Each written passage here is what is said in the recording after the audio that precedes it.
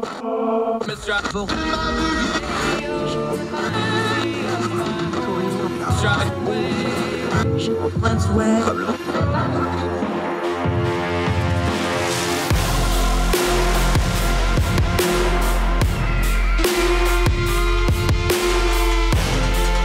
your host, Andrew Donaldson. This is Heard Tell. Hi, welcome back to Heard Tell. Okay, you know what we're doing. It's an election year. We've been going to various states. Let's go out to Iowa, which has dual importance because they got themselves a Senate race this year, but we all know the Iowa Caucuses, and Iowa kicks off the presidential cycles. It's very important because that's how people plan their presidential campaigns. We called out an expert, got our friend Guinea Coulter reached out, said this is the man to talk to, and here he is. He's an election official. He's been working at the county level for a long time. He's also a Democratic Party official. He has been doing caucuses for 18 years. He knows them inside and out. He also knows the primary system. Perfect guy to talk to. John Deeth, thank you so much for the time, sir. Thanks for having me. Thrilled that you're here to explain this to me like I'm five, because I've been trying to cover politics for a couple of years now, and I still haven't quite figured out Iowa. So let's just cut to it. What, in a perfect world, before we start bashing it and talk about everybody's problems with it and all that, in a perfect world, what was the caucuses supposed to be that they became kind of this revered thing and tradition? Well, a caucus is simply just a meeting of the party activists within a given area, such as a precinct. And Iowa's had caucuses for a very, very, very long time. It wasn't until the early 70s that they started to take on a national importance. The McGovern Commission that reformed the nomination process after the 1968 convention set a whole bunch of new rules around caucuses. There had to be a certain amount of lead time for notice. They had to be in public locations and things like that. And so Iowa jumped in front of the New Hampshire primary kind of by accident because of the meeting notice times and because of the limits of 1970s photocopying technology. They were, think purple ditto masters. And so Jimmy Carter realized Iowa was before New Hampshire, made an extra effort here. We have people in my county who still brag that Jimmy Carter slept on their couch, and that launched him to the White House. And so that started the Iowa caucuses as a mass event as we know them. The issue that's been a problem from my perspective as a local activist since about the 2004 cycle is that the caucuses have grown beyond the meeting of the core party activists, and they become a mass participation event, which you would think that's good, having more people participating in the process. The problem is that the rules are still set up for 20 people in a living room, and now it's more like 300, 500, up to over 900 people in a voting precinct, crammed into a gymnasium or an auditorium, still working with rules that were designed for 20 people. And you can't organize your party in a mob of 900 people, most of whom simply want to vote for president and go home. All you can really do is the crowd control and the anger management. And that hasn't been going as well. The optics were just horrible. You have a lot of cases, there's school gyms, places like churches in a lot of these cases, and they're just absolutely overflowing. We saw the optics of 2020 where you have, you'd have a church building, you'd have the auditorium, and then the whole outside of the church, and then you have the line outside, and they're trying to take TVs out there. Optically, it looked like chaos. On the ground, was it chaos? Was that an accurate depiction? Or was it just people trying to make the best of a bad decision and it just looked way worse than it was? I think, first of all, I don't want to throw the local volunteers under the bus. They do the best that they can with an impossible situation. The problem is that enough rooms that are big enough just don't exist. Once you get above about the size of a grade school gym that'll hold maybe 200 people, spaces are few and far between. The average Iowa caucus goer went to a caucus of 191 people, which has got that gym already pretty full. In my county, Johnson County, which is the most Democratic in the state, more than half our precincts were over 300 people. And the more new people that get involved who aren't familiar with the rules and the folkways, the more confusion there is, and the more, frankly, anger that there is. They don't understand why they have to stand around and wait so long when all they want to do is vote and go home. One of the complicating things is that the Republicans have a completely different set of rules that really pretty much are vote and go home. But the Democrats, everything in Democratic nomination politics is centered around proportional representation, which is why you're grouping into groups that have to add up to more than 15% of the room, and you have the realignment periods and things like that. But a lot of people just aren't interested in those things. They want to cast their ballot, have their vote for president recorded, and then go home and have an evening. Yeah, talking to John Deeth out in Iowa.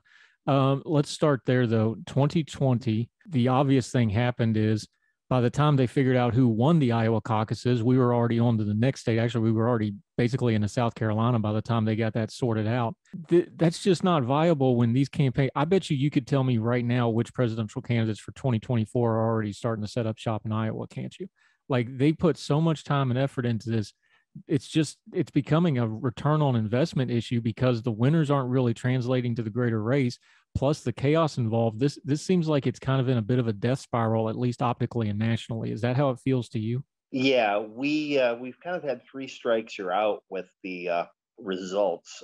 It's just sheer bad luck that Iowa's had three ties in a row. First in 2012 on the Republican side, and then in 16 and 20 on the Democratic side. And caucuses were never set up to have the kind of precise instant results that a state-run election does. It's not about how many people voted for so-and-so. A caucus is really about electing delegates to a next level of convention. And so instead of using the infrastructure of the 99 county election offices, which is where I work my day job, they are relying on an all-volunteer network of people who are trying to report into a state party. And that was a recipe for disaster, as we found out in 2020 on the Democratic side. Is it funny?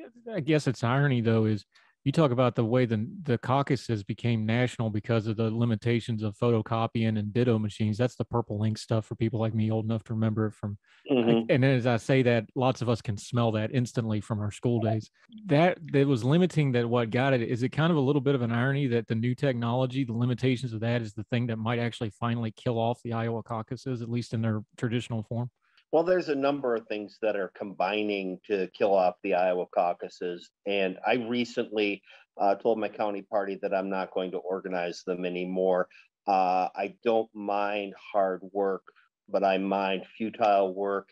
And I felt like I was enabling a process that just isn't right.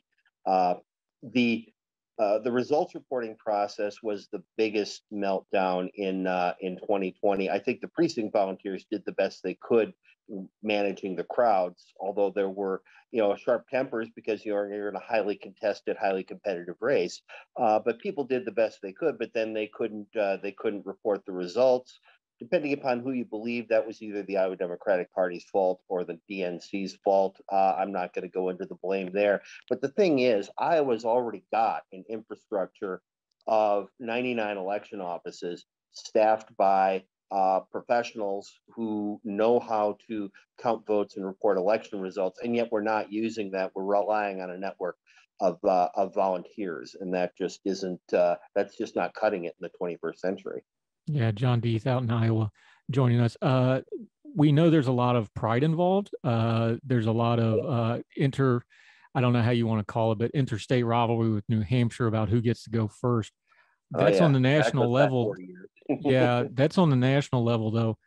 The people that actually have to do these elections, the volunteers, the professional poll workers, where are they at it? Because they're the ones that are really carrying the burden here. Are they ready for a change over to a primary system, even despite the national? I mean, I know nobody wants to give up their power and prestige, but are the workers like, okay, this has got to change, y'all killing us? Well, there's really two separate questions going on with Iowa right now: caucuses versus primary, and first in the nation. And I've been focused on caucuses as a system because I'm not going to stand here and argue my state shouldn't be first. Of course, that's kind of fun.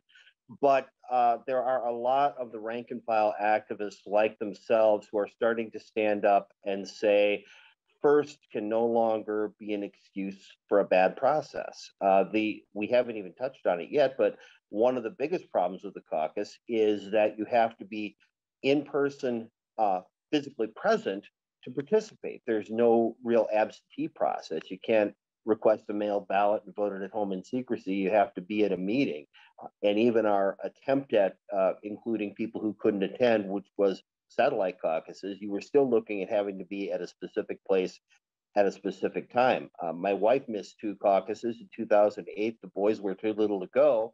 And in 2016, she got hit with mandatory overtime at work. So she didn't get to participate until 2020. Good grief.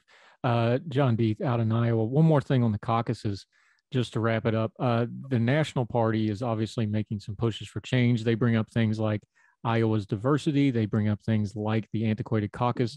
Do you think the first in the nation and the caucus is combined? Can they be bifurcated where you get one or not the other? And which one would you prefer? How do you see this playing out between now and 2020? Because they basically got to the end of this year. They're going to have to make a decision here one way or the other. So what do you think it's going to play out? It's hard to say. One of the biggest factors in how Iowa has set up its rules has been this kind of trying to read the tea leaves of Bill Gardner, the New Hampshire Secretary of State, who recently retired.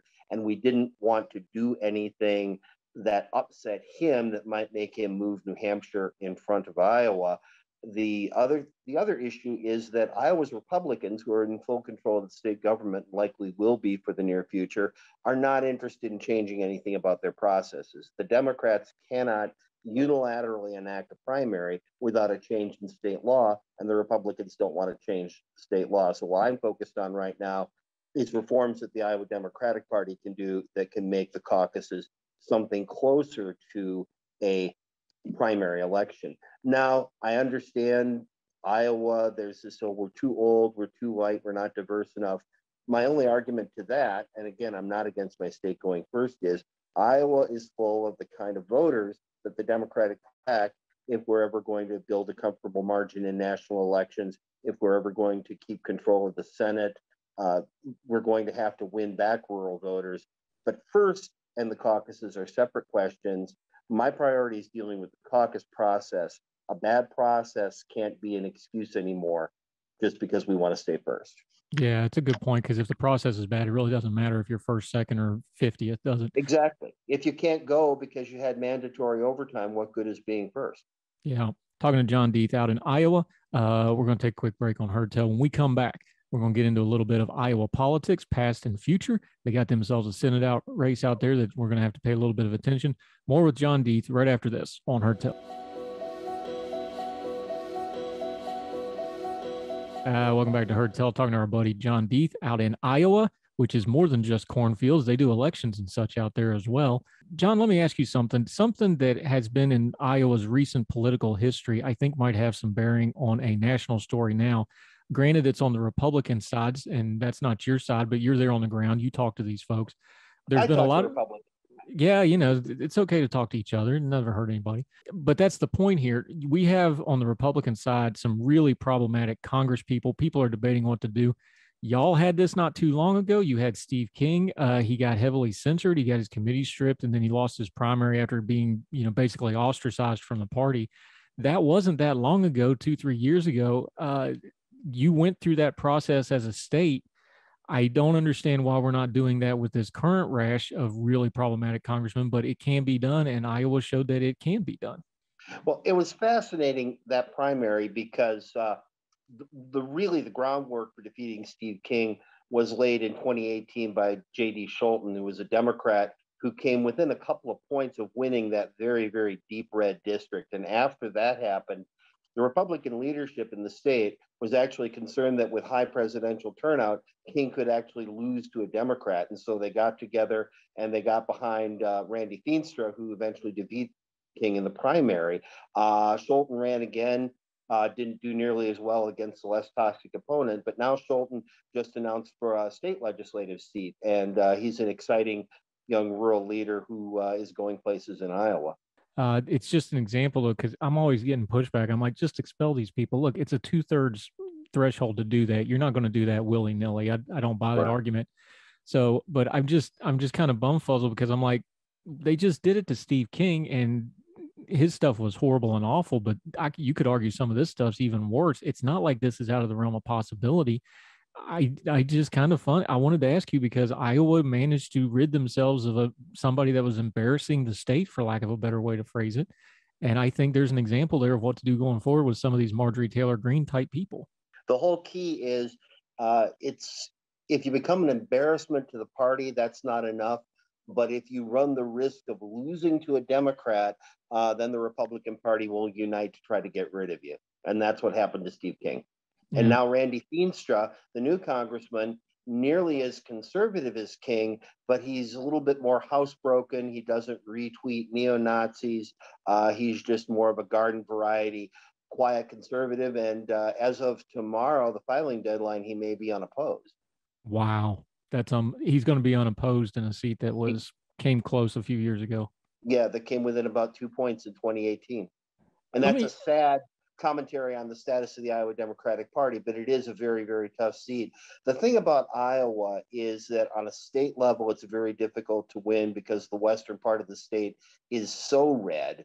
But because of our clean districting system, we have 3 congressional districts out of our 4 that are actually quite competitive. Talking to John Deeth. Okay. Let's talk about the man who has unquestionably mastered getting a statewide race done, Chuck Grassley.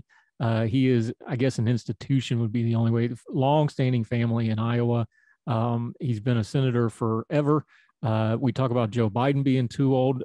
Chuck Grassley is 10 years older than him. To his credit, he is one of the best Twitter followers of all the senators because he tweets just some bonkers stuff that is great, great fun, including deer on the highway. But we'll get into that some other time. Assume dear dad. Yeah, what do you do? Chuck Grassley initially was not going to run again. Then he decided to run again.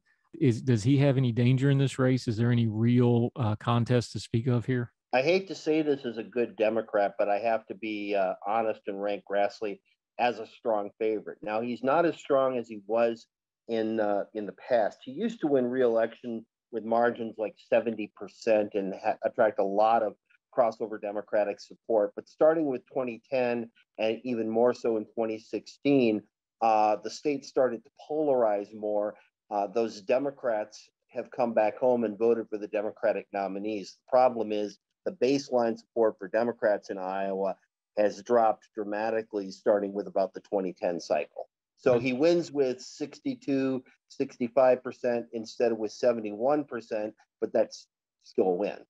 And just for perspective, Chuck Grassley was first elected to the Senate in 1981. I was born in 1980, and I'll be 42 in May. So he's been there a little bit. Yeah, he is older. He's been in the Senate since before his main opponent, Abby Finkenauer, was born. So let's talk about her. Abby Finkenauer is presumably the Democratic nominee. She's still got to go through the process, but they had the embarrassing situation of Cross not being able to rustle up a few thousand signatures, which is amazing. She's kind of running a pretty low-key campaign. She made a little noise about term limits. What's your read on her? We don't think she'll win, but is she going to be doing anything to elevate herself or the party here? I think the party activists are fairly solid behind Finkenauer, though Admiral Michael Franken is also a pretty strong candidate. And there's some party activists who believe he would be a better match in the general election against Grassley. There's a third candidate, Dr. Glenn Hurst, who's kind of from the Sanders wing of the party. He may draw 10 or 15% in the primary, so he's not much of a factor. I would say the smart betting money would be Finkenauer, but the race isn't really over yet. What do you think the issues will be? Because again, when you have a race that's probably not in a whole lot of doubt unless something screwy happens, it becomes a messaging sort of thing. What do you see the messaging in Iowa to be from somebody like Chuck Grassley, who can pretty much do anything he wants electorally, but you kind of pay attention to what message they push when all the pressure's off because they tend to go to what they really want to talk about. What do you see from the Republican side and the Democratic side messaging-wise coming out of this race? I see probably a lot of party boilerplate. The state has polarized a lot in the last decade, and so it becomes a matter, especially in a midterm, of getting your base out. So there's going to be a lot of discussion. There's going to be a lot of Pelosi comparisons. There's going to be a lot of Trump comparisons, things like that. The only real vulnerability that Chuck Grassley has is his age. The problem is Iowa's an old state. It's considered really bad manners to say somebody is too old to serve. So Finkenauer is trying to go at it sideways by talking about term limits, which puts her in the odd position of self-term limiting herself were she to win in her mid-40s. And that's the other problem, is that term limits aren't particularly popular among Democrats. And when you're the party that believes in government, it's harder to argue for term limits than when you're the party that doesn't believe in government. There's also kind of a near consensus that Republicans don't try to deny very hard that Grassley's not looking at serving out the full term. He's looking at a resignation at some point. And then the two leading candidates to replace him by appointment would be either Pat Grassley, his grandson, who's currently Speaker of the Iowa House, or Governor Kim Reynolds. Is that how you read it? Because a lot of people, when he kind of changed course on that, was like, this is a succession plan more than an actual plan to serve out the term. Is that how it feels to you?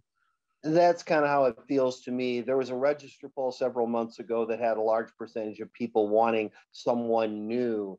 But when they're faced with the choice of, okay, that someone new would be a Democrat, then they're likely just to go back to the Republicans. Now, Grassley does have a primary challenge from State Senator Jim Carlin, who's a little bit more Trumpy than Grassley is, but that's not really a very serious challenge. John Deeth out in Iowa. All right, let me ask you this. You're a local level party official.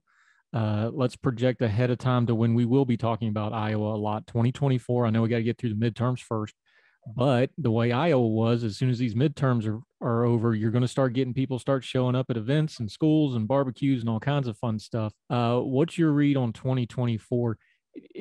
I know people want to talk about Joe Biden isn't going to run again, but I think if there's breath in the man's body, he's going to run again. And I also, quite frankly, think, and I'm not a Democrat, you are, you tell me, I think he's the only one that can get a coalition together that they're going to need to win in 2024. Do you see it differently? Do you think Biden's the guy, or do you see some other option here?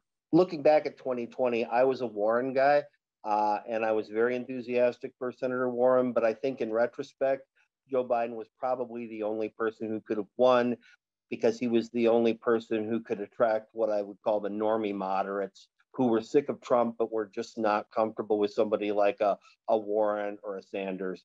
So I think most of the Democratic activists are working under the assumption that the president is going to run for another term. So the action is going to be on the Republican side. And of course, there's an 800-pound gorilla on the Republican side right now. Will Trump run or won't he run? I think in the end, he probably won't end up running. Either he'll be under some kind of indictment or he'll be in some kind of voluntary exile. My bet has always been the United Arab Emirates, because they don't have an extradition treaty with us and he owns property over there. But obviously, even if he's not a candidate, his stamp of approval is going to be the key issue in the Republican caucus next cycle. You're going to be looking at people like DeSantis or Haley or Kristi Noem from the next state over in South Dakota. People like that coming in and trying to be the Trumpiest candidate that's possible. Never count Ted Cruz out. He actually won the Iowa caucuses in 2020 over Trump. And so there was a little bit of Iowa hate from Trump for a few weeks until the Iowa Republican Party leadership got on board with him, and then that all of a sudden vanished. So. Yeah, I think you're being a little wishful about your exile with Donald Trump, but I'll give you that one. And to be fair, that was before Trump ripped Ted Cruz's electoral soul out and wore it as a hat and made him compliment it over and over again. So that was a different Ted Cruz than the one we're getting now. Let's just point that out. Okay, let's go there. I know it's way too early, but I'll just ask you directly. Let's assume that the Republicans have a great midterm cycle, which historically and cyclically they should have a good cycle. If the Democrat, I think it actually. I've been telling folks, and they kind of give me a little. I was like, remember, the Biden of 2024 is not the Biden of 2022 before the midterms happened, because he's going to have what he doesn't have now. He'll have a Republican Congress to run against and never give the GOP, a chance to snatch victory from the jaws of defeat. But does that feel like, I don't think he's in too bad a shape. I know his approvals are in the 40s, but that's not out of the norm for a midterm cycle. If he gets a Republican Congress to run against, you're at that local level. Is that enough excitement of a Republican-controlled Congress to kind of get the vote out? And I don't know if he'll see those record levels again that he got under vote, but you're at that local level. You tell me. Republican Congress, either both houses or at least the House of Representatives, is that enough to drive the vote in 2024 to Biden at your level? I think so. Of course, I'm not from the best perspective in Iowa. I'm in the bluest county in the state, but I can already see the lines long blocks of cars waiting to vote that we had in 2020. People can't wait to get out and vote. We saw it in 2018 midterms. We saw it in the 2020 presidential. When the other thing that's going on is people react negatively to vote suppression. When you try to stop somebody from voting, there becomes this attitude of, well, to heck with you, I'm going to make sure I get out and vote. So there'll be, I think, a redoubling of efforts on the Democratic side. One of the things that hurt Democrats in Iowa in 2020 was the decision not to do door-to-door campaigning, which is sort of a requirement in Iowa. And I understand that decision. I think from a point of view of rhetoric, that was the right decision because we wanted to sell the idea that COVID was serious. We also didn't want our field organizers to be risking their lives in the period before we had vaccines. But now there's been an almost universal consensus that we have to get back on the doors and we have to be talking to voters face to face in Iowa. And I think Iowa Democrats will probably see friendlier faces than they expect. The question is whether it's going to be enough because that western end of the state is just so red. Yeah, John Deeth, outstanding insight into Iowa. It is an election year, so we'll be checking back in with you later on, I'm sure. Let folks know where they can follow you. You actually wrote a 5-piece thing on your own blog, jdeeth@blogspot.com. Make sure you go read that. Excellent background material, a lot more in-depth. But let people know where they can follow you on social media and what you got going on, sir. Yeah, my Twitter handle is just my name, John Deeth, and the blog is a little bit dormant right now, but it's still out there. I did a lot of writing from about 2002 through about 16 or 18. I still keep it up in case I get some thoughts that need more than 280 characters, but you can also get there from johndeeth.com. Fantastic stuff. Appreciate you breaking down Iowa for us. You represent your state well, sir, and we appreciate your time. All right.